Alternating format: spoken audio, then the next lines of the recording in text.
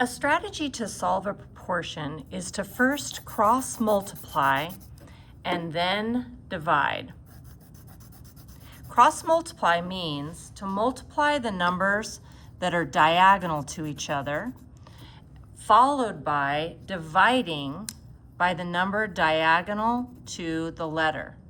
So in this first example, I'm going to take 6 and multiply it by 5, followed by dividing by 10.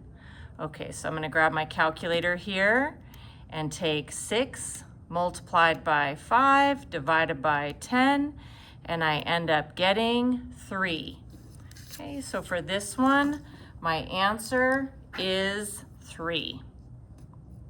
Thinking about what that means, 3 out of 6 is the same as 5 out of 10. In both cases, they're a half. Okay, so now looking at this one, cross multiply, then divide. The numbers that are diagonal to each other are the 2 and the 12, and then I want to divide by 8. Okay, so I am going to take 2 multiplied by 12, followed by dividing by 8.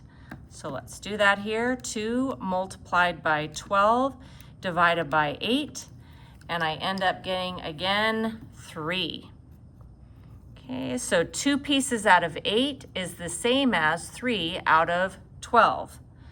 Now this next one, we're going to end up having to round. We're still going to cross multiply, then divide.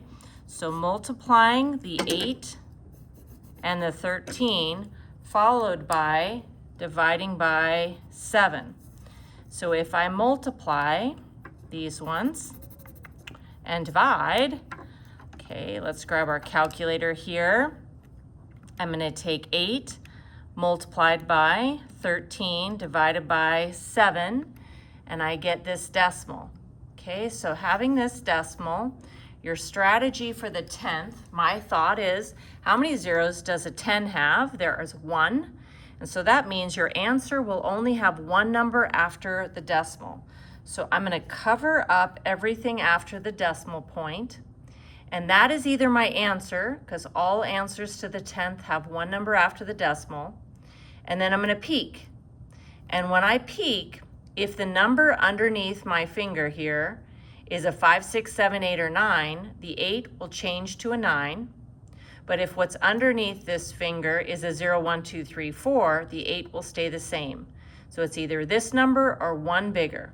So when I peek, I get a 5 there. And so 5 is big enough to make the 8 go up. So I end up with 14.9. Okay, last example. Okay, for this one, cross multiply, then divide. So we're going to multiply the 6 and the 7 and divide it by 5. Okay, so we've got 6 multiplied by 7 divided by 5. I'm still rounding to the nearest 10th.